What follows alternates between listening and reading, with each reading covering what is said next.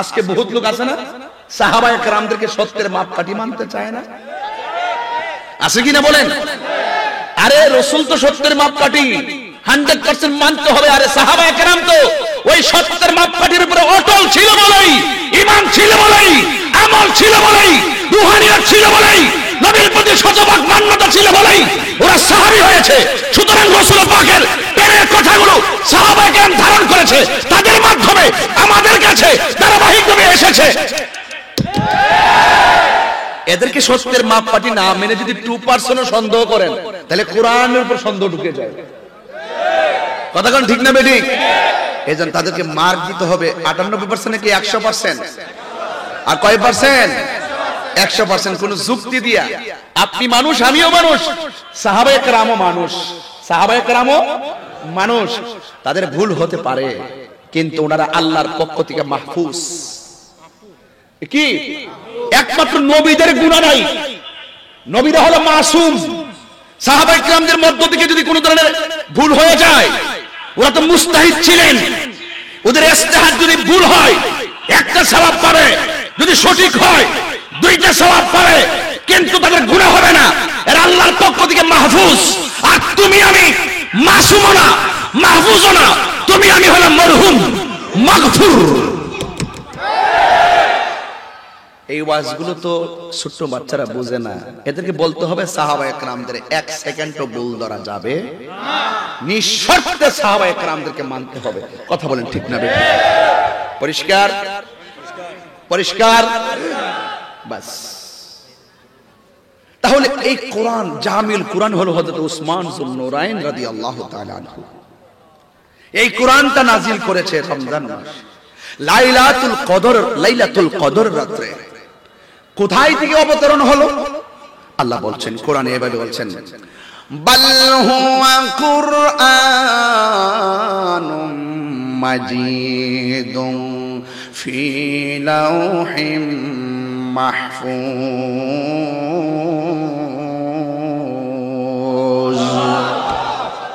এই কোরআনটা হলো ফটোকপি।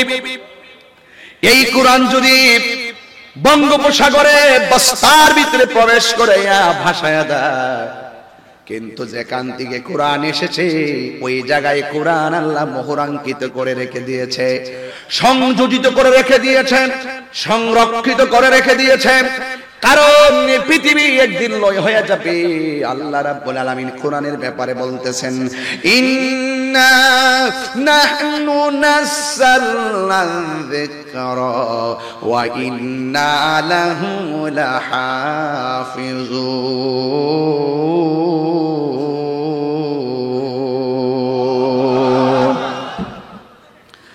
আমার যুবক ভাইরা, আল্লাহর কষ্ট হচ্ছে আপনাদের? আমি কিন্তু অত্যন্ত ভিতরে ঢুকে ওয়াজ করব, পাতলা ওয়াজ করব না, হালকা ওয়াজ করব না, প্রত্যেকটা ঘাটে ঘাটে মিলাইয়া ওয়াজ করব, যেন অন্তত পক্ষে আপনার আজকের ওয়াজটা বাড়িতে নিতে পারেন। সুবহানাল্লাহ বলবেন না? না, আল্লাহ রাব্বুল আলামিন বলেন, নিশ্চয় আমি কোরআনকে নাজিল করেছি, এই কোরআনকে হেফাজতের দায়িত্ব আমি আল্লাহ কাউকে দেই নাই। আপনারা সোনোয়ার মানুষ, বাঁশখালীর মানুষ, মহেশখালীর মানুষ, কুতুবদিয়ার মানুষ, সবাই জবানটা খুলে বলুন কোরআন হেফাজতের মালিক কে? আরো বড় করে বলুন কে? যালিকাল কিতাবু লা রাইবা ফীহি হুদাল লিল মুত্তাকিন।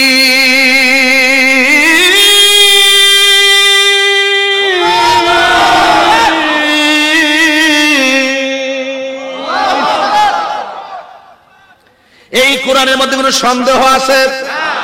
তাহলে কোরআনটা নাজিল হয়েছে কোন মাসে?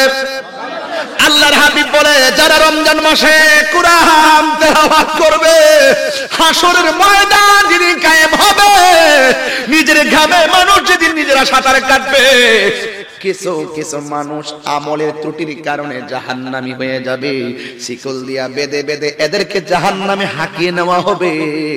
জাহান্নামের গেটটা প্রবেশের পথে এই কোরআন তেলাওয়াতকারীর জন্য লাউহে মাহফুজের কোরআনটা দাঁড়ায়া যাবে।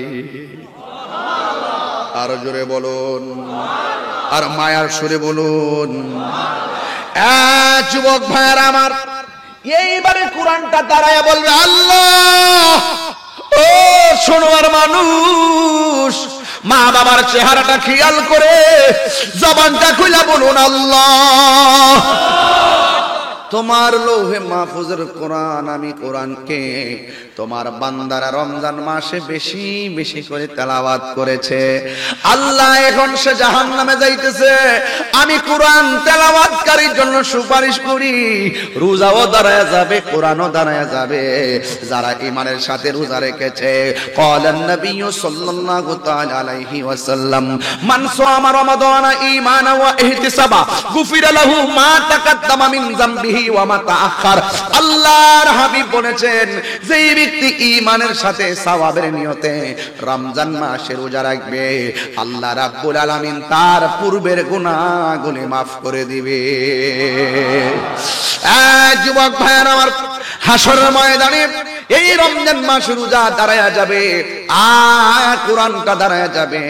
কোরআন বলবে আল্লাহ তেলাওয়াতকারীকে আমার সুপারিশে তুমি জান্নাত দিয়ে দাও। আল্লাহর হাবিব বলেন, হাসরের ময়দানে কোরআন সুপারিশ করতে দেরি হবে, আমার আল্লাহ কোরআনের সুপারিশের বদৌলতে তেলাওয়াতকারীর ডান হাতে জান্নাতের টিকিট দিয়ে দিবে। তাইলে এক নম্বর সবক কোরআন দিয়ে আওয়াজ শুরু করলাম। তাইলে বলুন, রমজান মাসে কোরআন তেলাওয়াত করতে চাই কি চায় না? আপনাদের এলাকায় তো মা বোনরা ওয়াজ শুনতে আসে না, আসলে বলতাম তাদেরকে কিছু কথা বলতাম। মা বোনরা যদি ডানে বামে থেকে থাকে, আমি প্রায় খেয়াল করেছি যতগুলা মা বোন রমজান মাস আসলে সবচাইতে বেশি কোরআন তেলাওয়াত করে মা বোনেরা। কোরআন খানি খতম করে মা বোনেরা বেশি তেলাওয়াত করে। কথা গণ ঠিক কিনা? এ মা,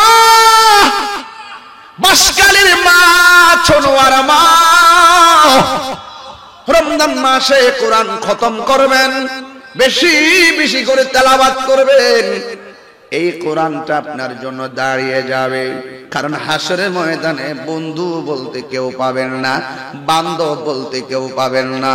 এই কোরআন কবরে যেমন আলো দিবে, হাসরের ময়দানে এই কোরআনটা আপনার জন্য আমার জন্য সুপারিশ করবে। এবার জবানটা খুলে বলুন, এই রমাদানুল মুবারকে তেলাওয়াত চাই কি চাই না? এরপরে আমার নবী রমজান সম্পর্কে বলতেছেন, আসিয়ামু জুন্নাতুন বা সাওমু জুন্নাতুন, রোজা হলো গাছের ডাল স্বরূপ। কেউ যদি রমজান মাসে রোজা রাখে, আগ ডাল যেমন করে তলোয়ারের আঘাত ফিরাইয়া দেয়, ঠিক এমন ভাবে রমজান মাসের রোজা গুনাহগুলোকে ফিরাইয়া দেয়। আর বড় করে কন্যা সুবহানাল্লাহ। এই মেহমান, রমজান আমাদের কাছে মেহমান, এই রমজানকে সম্মান করতে হবে। মনে নাই গত রমজানে মা ডাক দিয়া সেহেরি ভাঙাইছে, এবার কিন্তু মায়ের মধুমাখা ডাক শুনে আর ঘুম ভাঙবে না। ওই মা কিন্তু কবরে চলে গেছে। এমন সংসার সমাজে আছে না নাই? এরপরে আমার আল্লাহ রাব্বুল আলামিন বলেন, ফামান শাহিদা মিনকুমুশ শাহরা ফালইয়াসুম। আল্লাহ রাব্বুল আলামিন বলেন, যখন তোমরা রমজান মাস পাবে, রমজান মাসে রোজা রাখবে। এই রোজাদারের মর্যাদা সম্পর্কে আল্লাহর হাবিব বলেন, ফামুসাইমে আতিয়াবু ইনদাল্লাহি মিন রিহিল মিসকে। রোজাদারের মুখের গন্ধ, রোজা রাখার পরে বান্দার মুখ দিয়ে যে গন্ধ বের হয়, আল্লাহর হাবিব বলেন রোজাদারের মুখের গন্ধ আমার আল্লাহর কাছে মেশকে আম্বরের চাইতে আরো সুগন্ধ। বান্দা, ও বান্দা, এত নিয়ামতের মাস আমরা পেয়েছি, আলহামদুলিল্লাহ বলেন না কেন?